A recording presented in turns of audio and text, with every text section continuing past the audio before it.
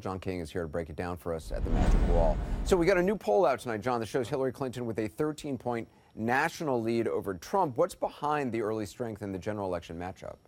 In a word or two words, Anderson, the Obama coalition. This is the map from 2012 in the Obama-Romney race. As we speak tonight, let's be clear, as we speak tonight, long way, 187 days to November, but as we speak tonight, Hillary Clinton is holding the Obama coalition and then some. Let me show you some numbers. The numbers on the left, Hillary Clinton in our new poll. The numbers on the right, Barack Obama on Election Day 2012. Among men, she's doing a little better than Obama. Among women, she's doing a little better than the president did on Election Day in 2012. Among independents, better. Among white voters, a little better. In the suburbs, a little better. Even among non-white voters, Hillary Clinton at the moment doing a little better than President Obama on Election Day 2012. So she enters the general election thinking, if I can keep this together, I can win. For Trump, there were some encouraging numbers on the economy?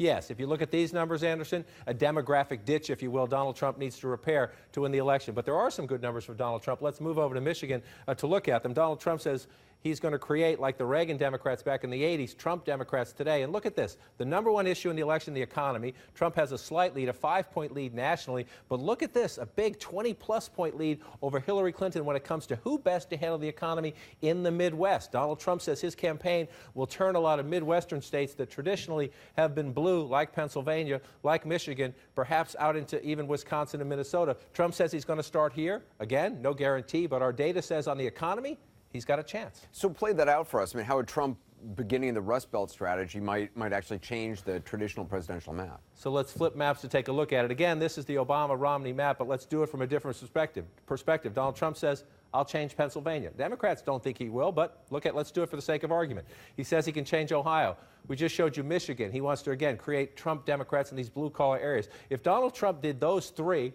a heavy lift, but if he did those three, then he says, Anderson, Florida is my second home. Well, under that scenario, change just those 4 states, Donald Trump is the next president of the United States. Even if, let's say, Pennsylvania, the most blue of these states, stays there and stays blue, under this scenario, Trump changes Ohio, Michigan, and Florida, we're tied at 269. I'm not saying it'll play out that way, but this gives you a reminder that, yes, Hillary Clinton enters with an advantage, but if Donald Trump can do some business across the Rust Belt, he can make this a very competitive election. I mean, there is some rumbling about a conservative third-party run to give people who don't want to vote for Clinton but can't stomach Trump a home. How would that change the map if it actually materializes?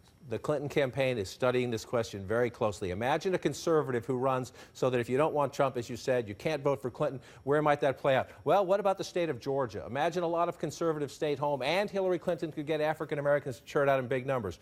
Obama campaign thought maybe they could do this in 2012. What if Hillary Clinton could turn Georgia blue? Another place to look at is possibly Mississippi, and one they're looking at closely is Arizona. Again, if a conservative ran, took 2, 3, 4, 5% or more away from Donald Trump, she could get the Latino turnout. Hillary Clinton thinks, I'll take a look at Arizona.